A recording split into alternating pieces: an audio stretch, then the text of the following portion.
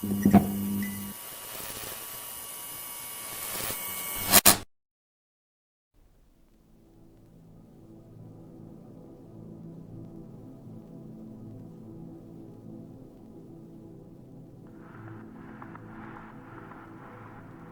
a sunny October afternoon in Cleveland, Ohio, it's 3rd and 31.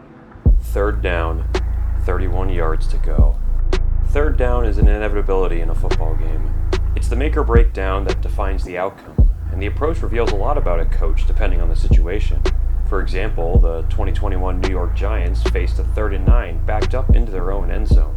Despite only being down 3-0, the Giants were 4-12 and decided to just secure their draft position while sacrificing their credibility. To be fair to Joe Judge, teams only convert 3rd and 9 around 30% of the time. But on this day in 2011, it's 3rd and 31. 3rd and 30 plus is a nadir. Something has to have gone catastrophically wrong for the target line to not even appear on the broadcast. It looks like divine punishment, a team forced to advance the ball as far as some unseen force dictates. Since 1994, teams have only converted 9 of 371 attempts from this far back, or about 2.5%. 3 of those conversions came from defensive penalties, so getting a play to actually work is highly unlikely. This chart shows every one of those plays, with the yards gained alongside yards to gain. The situation is as dire as it seems. All this is to say that the Seattle Seahawks have little hope here. Not only is it 3rd and 31 in their own territory, it's also their first drive of the game. A game that serves as a fork in the road for two teams at the same intersection. From this point on, everything will be different for both the Seattle Seahawks and the Cleveland Browns. And neither team will score a touchdown. Oh boy.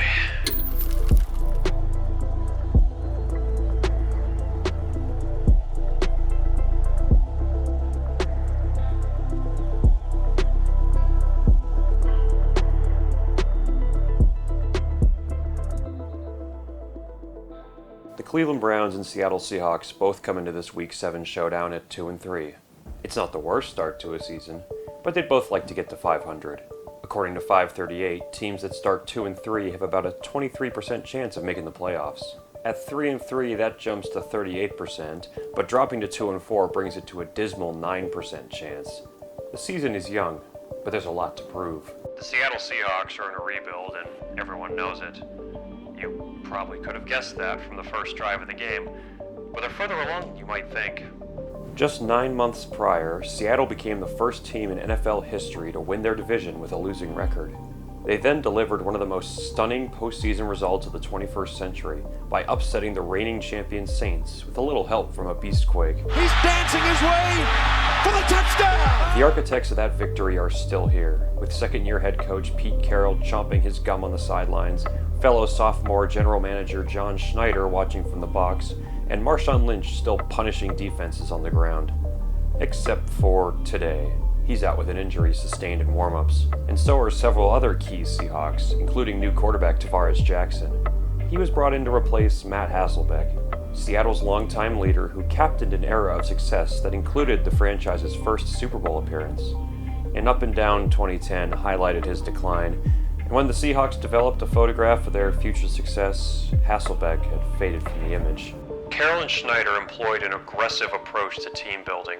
They completed 284 transactions in 2010 to overhaul an organization plagued by poor drafting and a stagnating core.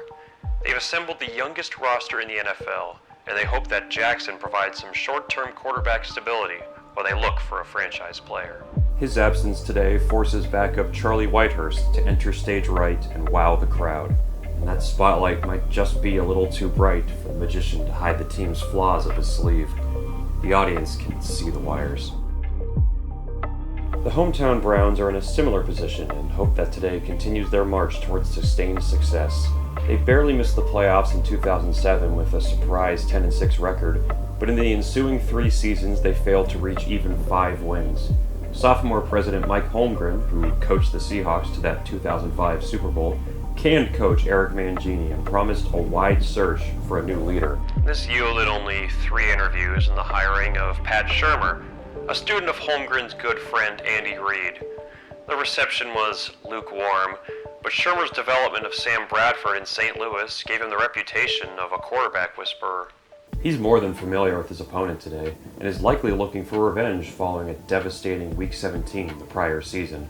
As the offensive coordinator in that unofficial NFC West title game, Shermer chose not to utilize star running back Steven Jackson while Bradford was neutralized in an ugly 16-6 loss. He won't have a chance to underuse his starting running back today, though, as Peyton Hillis is out with injury once again. The Madden 12 cover star is in the midst of a contract dispute with the team, and his questionable off-field actions and lingering injuries are only widening the rift. Troubled waters are nothing new to the Browns' faithful in attendance, as the coaching and quarterback carousels have spun tirelessly since the team's return to Lake Erie. They're looking for not only a win, but they're looking for signs of progress that'll elevate them out of the NFL basement. As the production trucks get rolling outside the stadium, we are introduced to the broadcasters that will narrate our football journey. Wait, Jim Mora? Or Jim L. Mora, I should say. He should be a familiar face for the Seahawks fans watching, as he was tabbed as Mike Holmgren's great successor in 2008. Seattle was so confident in Mora that he was hired a year before Holmgren's final season even began. Mora's previous head coaching gig ended in disaster, but he was touted as a high-energy guy, and a guy that everybody likes. Although I'm guessing not everybody liked him, at least not for professional reasons, since Mora became the first and only head coach in Seahawks history to be fired after one season. You can ask all those people listening back in Seattle, they say we're glad he's not coaching. Hopefully, his high-energy personality translates to his analysis today. Let's play some football. As Phil Dawson readies the opening kick, he does so from the 35-yard line, a new rule for the 2011 season. Both Seattle's Leon Washington and Cleveland's Josh Cribbs were very outspoken about the kickoff being moved forward 5 yards, with Washington calling it an instant momentum changer. Washington shows his defiance to this by returning the kick 6 yards short of a touchback, and Charlie Whitehurst leads the Seattle offense onto the field for the first time. His third career start begins safely, with a couple quick completions to backup tight end Anthony McCoy and Washington out of the backfield. 25 yards later, the Seahawks continue pushing towards midfield after a Whitehurst scramble gives them a second first down. On 2nd and 7, rookie right tackle James Carpenter gets called for holding. The offensive line was a big focus for Carolyn Schneider in both the draft and free agency. And while management's vision for the future is clear, Whitehurst is still dealing with a young line struggling to gel, or, at the very least, get in the way. Which they failed to do on the ensuing sack to make it a devastating 3rd and 21. Perhaps a bit rattled by the hit, Whitehurst goes no huddle to the line and seems unprepared for replacement center Lemuel Jean-Pierre's snap. Whitehurst takes another hit even as the play is blown dead for delay of game, meaning the Seahawks have to once again try an improbable 3rd down attempt.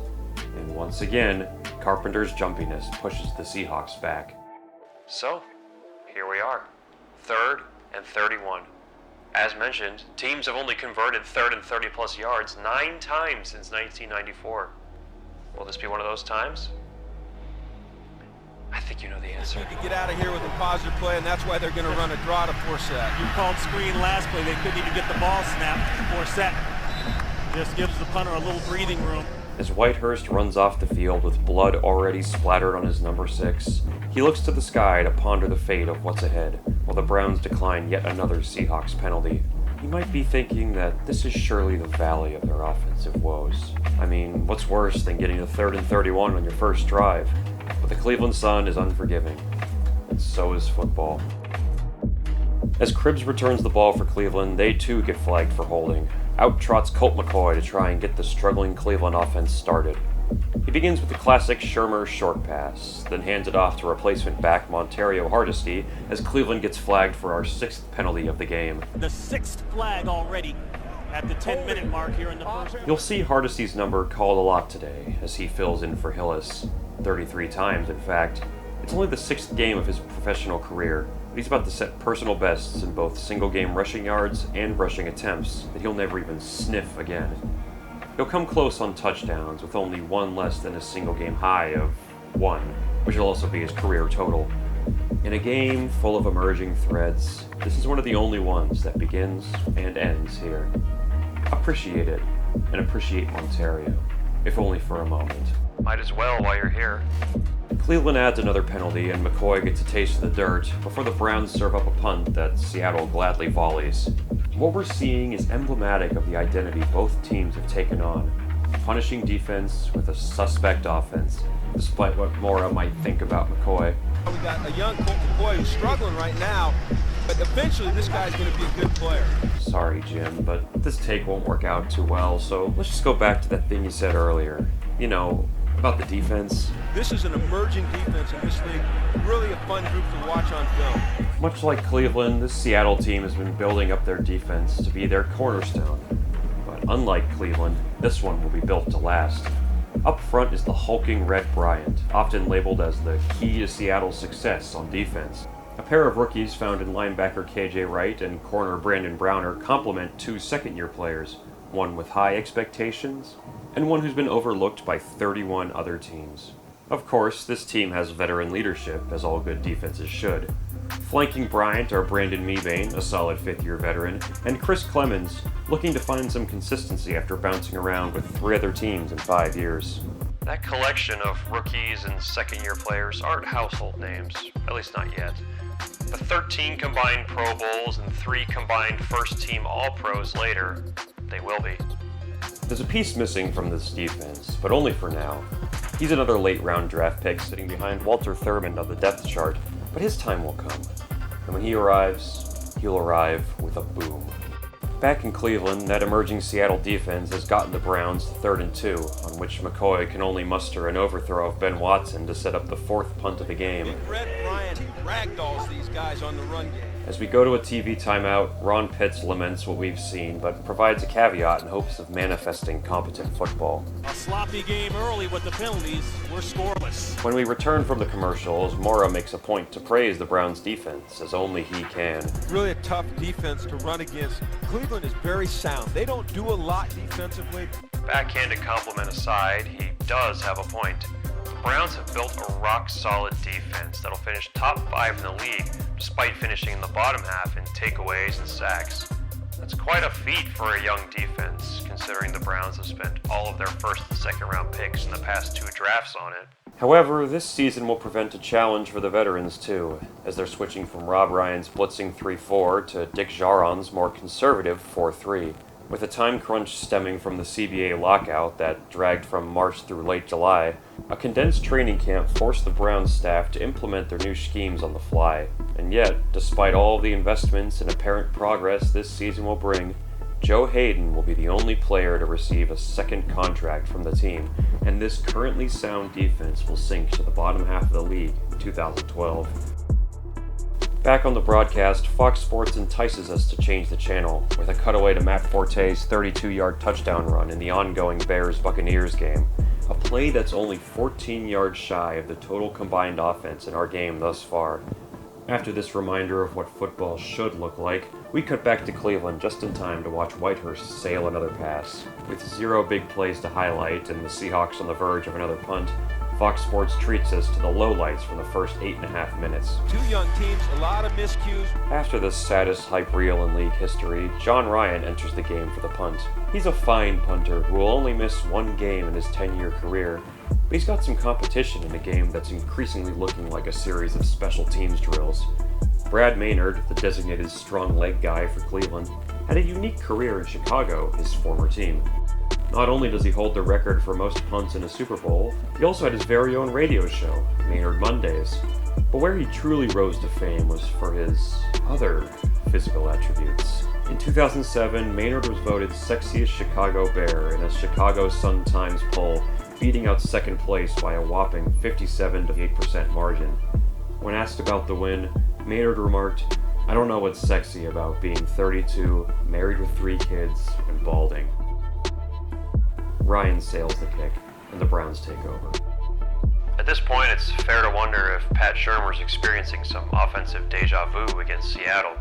His approach to the next drive would suggest so, as he embraces that which he was so averse to the last time this happened, his running back. The Browns' offense hums to life with Hardesty behind the wheel. He's making plays on the ground and through the air, while McCoy starts to flash some of that dual threat potential. However, trouble's brewing as returning to the pass leads to a perilous 3rd and 5. Shermer calls a timeout to get things under control before sending out his troops to convert. Morrow tries to justify this game's 7th penalty to an increasingly unconvinced Ron Pitts, while Carroll fails to get answers from the officiating crew. Lead with it, dropped his head, hit him right in the back. You can't lead with your head, but you got to keep your eyes up, you got to keep your head up. It's worth noting that today's crew is Mike Carey's. They threw the second most flags of any of the NFL's 17 referee crews in 2011. However, the Browns can't capitalize on their good fortune, and Dawson heads out to try from 48. He's been the Browns' kicker since their rebirth, and coming into the game he's hit 68% from 40 to 49 yards, including being 2 for 2 on the year. The NFL average since he entered the league is about 70%, so he's just slightly below average from that range. He should have a good chance to get our first points on the board. Seattle led the league in field goal blocks in 2010, blocking 9.09% of their opponents' tries. This is their first of the season, and they'll go on to finish 5th with 8.11%, or 3 blocks and 37 attempts against. 15 teams won't even get 1 block this season. Needless to say, it's not very common. But then again, offense hasn't been very common on this Cleveland afternoon either. The game continues devoid of positive momentum. Despite their field positioning, the Seahawks only muster a single first down before TJ Ward decides he's as tired as we are of watching Whitehurst command the offense. Pete Carroll allows us to linger on this play much longer than necessary with a failed challenge, and Cleveland sets out on a 3-and-out drive to counter, at least until Seattle jumps off sides on a punt. Given this stroke of luck, the Browns march 6 more yards to set up for a field goal. You know what? This looks like a high school game. Despite nearly lining up with too many men on the field, Dawson breaks the tie and gives the Browns a seemingly insurmountable 3-0 lead. With just over 7 minutes on the clock, both teams seem content to go into the half with this score. Seattle gets 14 yards and punts, Cleveland goes on a more substantial 42 yards and shanks a punt, Seattle goes 3-and-out, and Cleveland takes us to the half. Not to be overlooked, however, was a thread that formed on that relatively long Browns drive.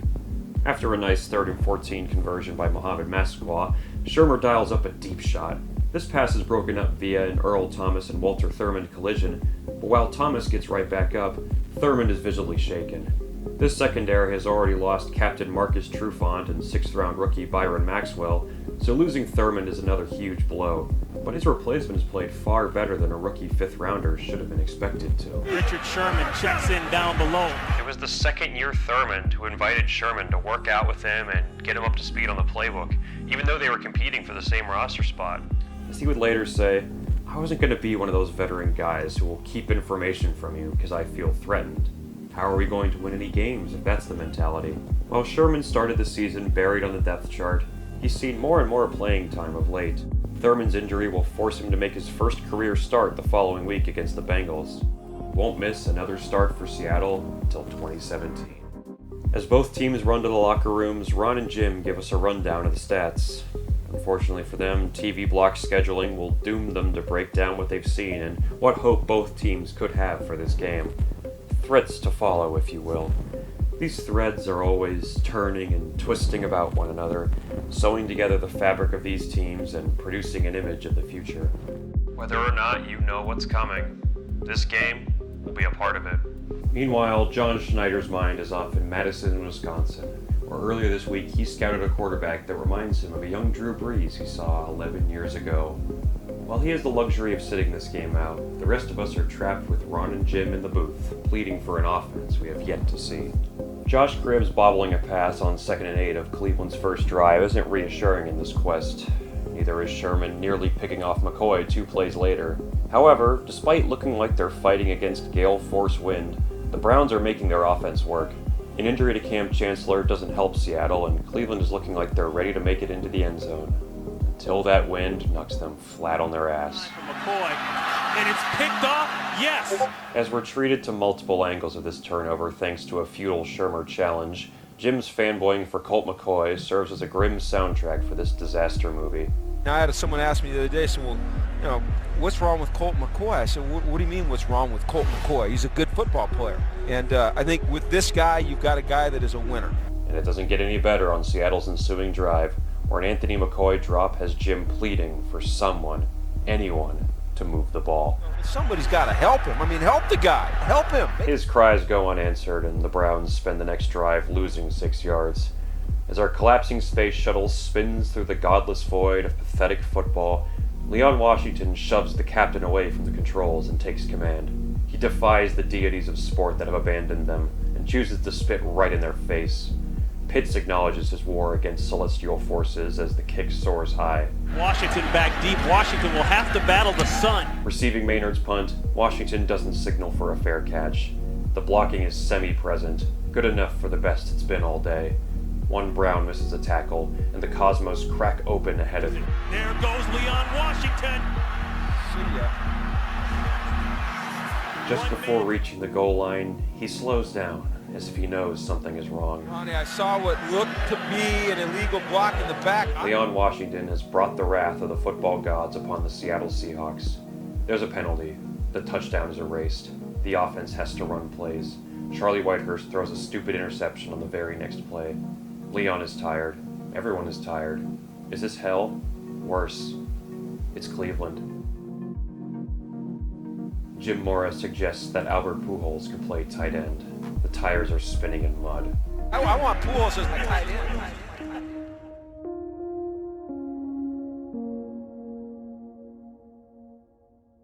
In 1969, New York Jets rookie Steve O'Neill kicked a punt 98 yards against the Broncos. Here it is. 98 yards is 30 more than the total rushing yards the Seahawks will finish this game with. It's also 2 more yards than Whitehurst will throw for today. Funny enough, Whitehurst actually kicked a punt in college. It went 25 yards. 4 years after that record-setting kick, Coach Weeb Eubank, real name, traded O'Neill to the Saints for, among other things, a punter. The punter the Jets got lasted 1 year. After O'Neill was waived in the 1974 preseason, his replacement lasted only 1 game before being waived and replaced himself. Now you may be asking, why am I telling you all this? Well, I figured if we're going to stay on a punting carousel, I might as well give you an interesting punting story. Semi-interesting, at least. Despite how much they've done it today, Cleveland suddenly forgets how to punt, drawing an ineligible downfield kick penalty on their next effort. Because why not, right? The gods get bored with regular ineptitude when it comes to the Browns, so they often get creative. Any Browns fan will tell you that. Jim keeps thinking about baseball, perhaps dreaming of what other positions Pujols could play. Well, Pujols, he scored as many points last night on his own as if it scored today.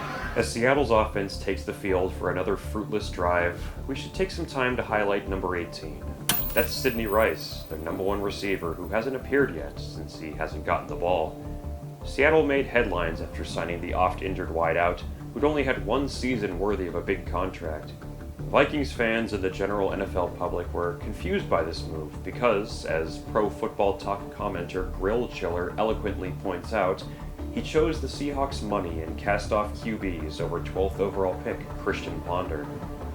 Regardless, Rice has quickly become a cultural figurehead in the Seattle locker room. As fellow wide receiver Doug Baldwin would later reveal, Rice would host quarterback wide receiver dinners every Tuesday during the season. These became watershed moments in the genesis of an unreplicable culture in Seattle. All thanks to 2011's most wasted free agent signing. Rice is a deep threat, as evidenced by his first target today coming on Whitehurst's desperation heave following that nullified punt return. With Whitehurst only mustering 50 passing yards thus far, there's probably not too many deep shots in the game plan. At least, that's what Carroll wants us and the Browns to think. On 2nd and 6, Whitehurst pumps and rolls out. With his eyes downfield, he sends the ball sailing towards a wide-open Rice on its maiden voyage into the end zone. But if you remember what was established at the beginning, you know how this won't end. We're in the same boat as TJ Ward, trying desperately to get to the play in time and change the outcome. But we can't. There it is, wide open, a breakdown into coverage. Sidney Rice, who's been quiet all day. Jim Mora's prophetic words are all the gods will allow us to have on this red zone trip. Because if you've got Marshawn Lynch, you've got the ball on the 3-yard line and the 2-yard line, you say, okay, if I give it to him 3 straight times, he's probably going to get in the end zone. Even Hauschka kicks it through. Tie game. However, the gods have finally decided to show mercy.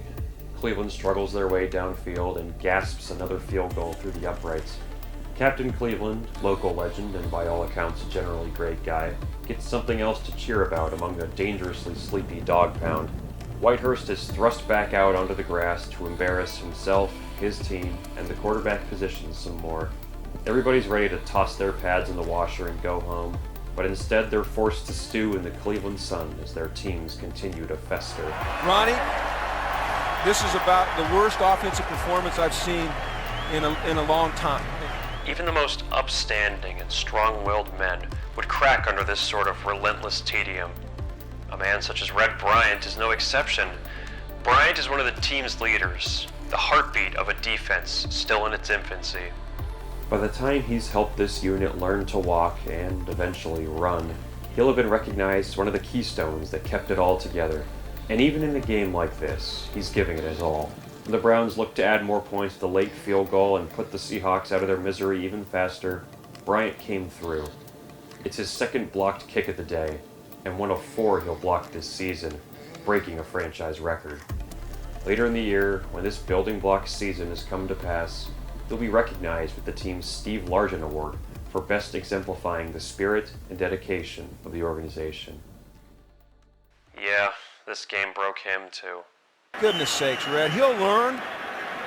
Oh, you can't do that, man. And Smith baited him into it, and he fell for it. Well said, Jimmy.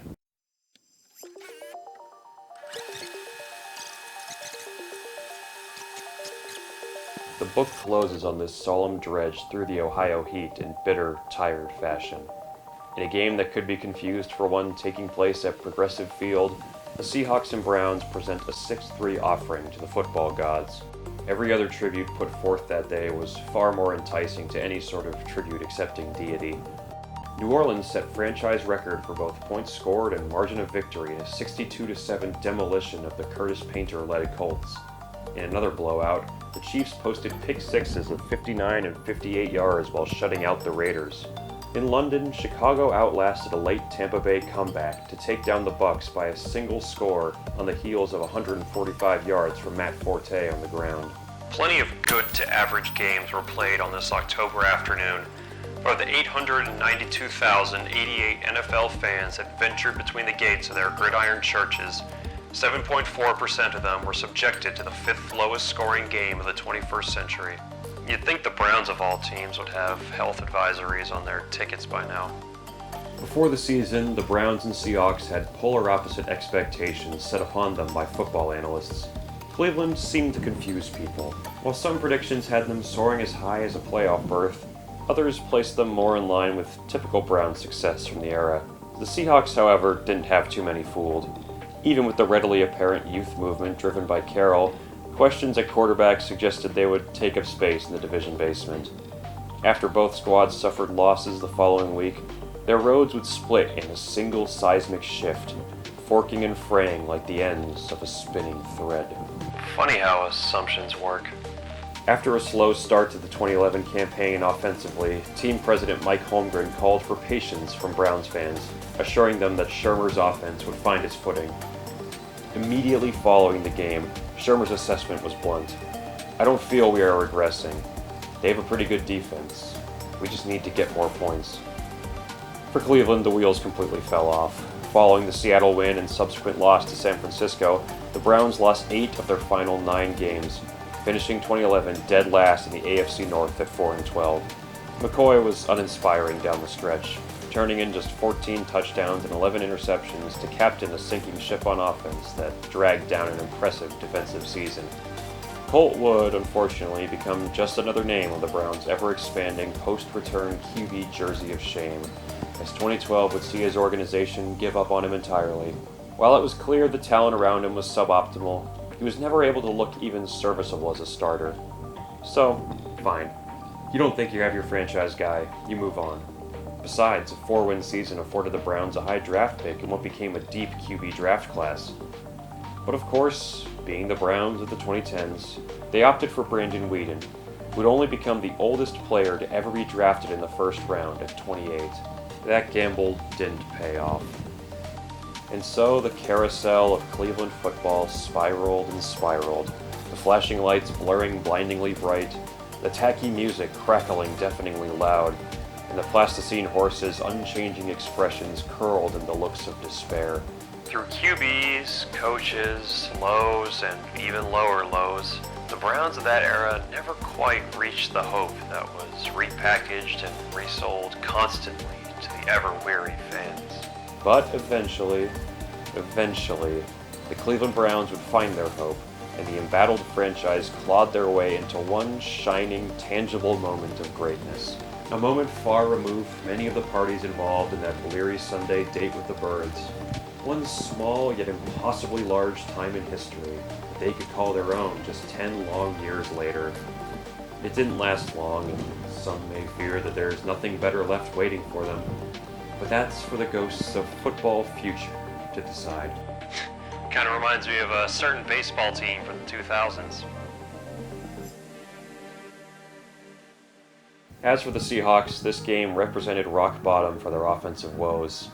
Their defense had nearly all of the members of the future Legion of Boom locked into their proper starting positions, ready to burst out of the gates into one of the most electric and fierce defenses of all time. But that offense, with a turnstile of inadequacy revolving through its most important position, risked dragging the team into a similar fate as Cleveland. But something happened down the stretch. After the Cleveland loss and another defeat at the hands of Cincinnati, the Seahawks won 7 of their final 9 games, with their defense giving the struggling offense a chance to make things happen. They nearly finished at 500 too, if not for a heartbreaking overtime loss in Week 17. But it became entirely evident that this team was building something that would take the NFL by storm. They just needed a few more pieces. Schneider didn't need the Cleveland game to figure out that he needed to solve his quarterback problem, but it certainly reinforced the idea. That very same week, Schneider was in Madison, Wisconsin, scouting a supposedly undersized signal caller for the Badgers. The stories of his mental game and preparation habits were well known, but despite being only 5'11", his play may have impressed Schneider even more. Russell Wilson wasn't going to be a consensus top pick, far from the Lux, Griffins, and Whedons apparently, and that was good for a front office with eyes on a number of other players ahead of him. Schneider would skip his pro day, hard as it was, to keep the team's intentions vague. When draft night came, they spent their first rounder on Bruce Irvin, who dropped in value with character concerns. Their second rounder became Bobby Wagner, a small school, small-framed linebacker with potential injury concerns. And in the third, they took Wilson, who would beat out the recently signed one-hit wonder Matt Flynn in camp and take the starting job as a rookie. Wagner and Wilson were humongous question marks in the eyes of football media and even the team itself, but Carroll and Schneider were used to taking risks. The results were nearly instantaneous. In 2012, Carroll, Wilson, and that impeccable defense led the Hawks to an 11-5 record and a wild-card win over Washington. While allowing just 15.3 points per game, easily best in the league, the defense became a ball-hawking machine, led by Richard Sherman's 8 interceptions. But it was 2013 where Carroll and Schneider's vision would truly come together. A top 10 offense with an electric dual-threat quarterback, one of the most feared defensive units in league history, and to cap it all off, complete domination of the league's top offense on the game's biggest stage. And the first world championship in franchise history. This iteration of the Seahawks only managed to win 1 ring, despite being just 1 yard from a second, but it was undeniably a masterful organizational overhaul from top to bottom. By the time they faced off against Cleveland again, they hadn't made it past the divisional round since their loss in Super Bowl 49, and rifts were beginning to form throughout the team. But even still, the results spoke for themselves. The Browns were staring down the firing of their 3rd head coach and 3rd general manager in 4 years.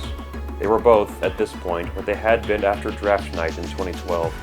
One team grabbing all the right pieces to build something to last, and one building a Jenga tower in an earthquake and wondering why it wouldn't stand. It's been 12 years since the Seahawks and Browns dragged themselves across a football field in Cleveland. Pete Carroll and John Schneider are still in Seattle, spearheading a rebuild in the aftermath of the Wilson and Legion of Boom years. Their team, while panned in the 2022 offseason, is coming off an improbable playoff berth, despite entering the season with a journeyman QB at the helm. There's hope and a plan for the post-Super Bowl rebuild to be over faster than originally thought possible. Cleveland is an almost entirely different organization than they were back then. They reached the divisional round in 2020, but have failed to match the heights of that season since. They had a year that vastly underperformed expectations. But with some strong defensive pieces in place and a new quarterback providing hope that they finally found their guy, the thought prevails that the Browns can become a contender for years to come. Any of that sound familiar?